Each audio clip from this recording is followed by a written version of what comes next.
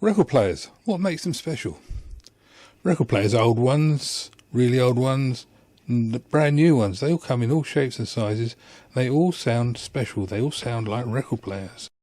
Record players have a unique sound quality that music lovers appreciate.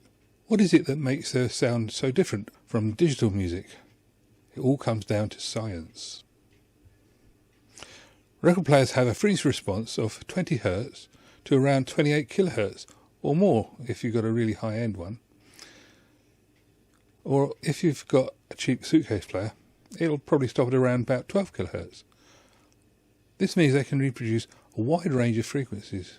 Whilst 12 kHz sounds fairly small compared to 27 or 30 kHz, it should be remembered that the human ear can only go up to 20 kHz at the most, and averagely, once you get to a certain age, you're hard pushed to get much more than about 15 kHz as a teenager, and as a middle-aged person, you're lucky to get much over about 11. But the real magic with record players isn't the frequency response, although that's quite important. It's actually the way the sounds mix together. Record players also have a signal-to-noise ratio of around 50 dB. This is relative to the level of the background noise in the sound. So that means you've got yourself a good gap between the loud bits and the quiet bits. Where the needle's being dragged through the groove, you want that to be quiet, and you want the music to be nice and loud and clear. 100,000 to 1. That's 100,000 times bigger. So that's quite a big range for the sound to be in. The higher the ratio, the better the sound quality. Record players have an adequate signal-to-noise ratio, and because they use analog technology, this means there is no hard digital compression or processing that can introduce unwanted artifacts. Artifacts is a posh word for saying making the sound go a bit funny, maybe fuzzy or pulsing or phasing. Another factor that affects the sound of record players is the separation between the left and the right channels. This is measured in decibels, and on average a stereo cartridge in a record player has a 25 dB separation.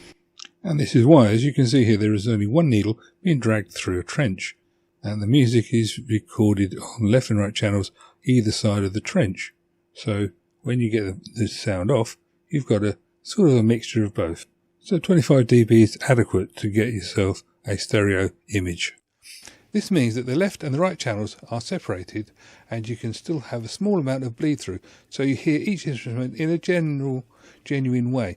That's to say, if you turn one channel down, you can still hear some of the instruments from the other channel, because the separation is only 25 dB, but the actual sound signal-to-noise ratio is around about 50 dB. Overall, the record player's unique sound comes from the way the frequency response, signal-to-noise ratio and channel separation blend together. These factors can create a beautiful and natural sound that cannot be actioned in a pure digital music mix.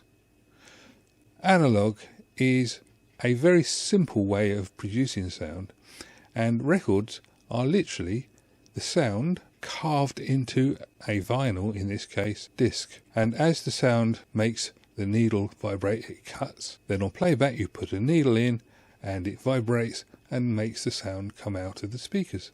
It is that simple. It is beautifully simple. You can pay an absolute fortune for a record player, or you can pay £89 for the suitcase player, that one. This is what a cartridge looks like, a moving magnet cartridge.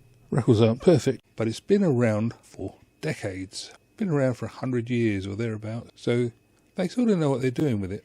And that is the reason why records sound the way they do, because of the way they're manufactured and because of the way they're replayed. Anyway, if you're thinking of signing up and subscribing, that'd be good. If you'd like to leave a comment, that'd be good. If you'd like to just follow this channel, that'd be good. Catch you another time. Cheers. Bye-bye. Bye-bye.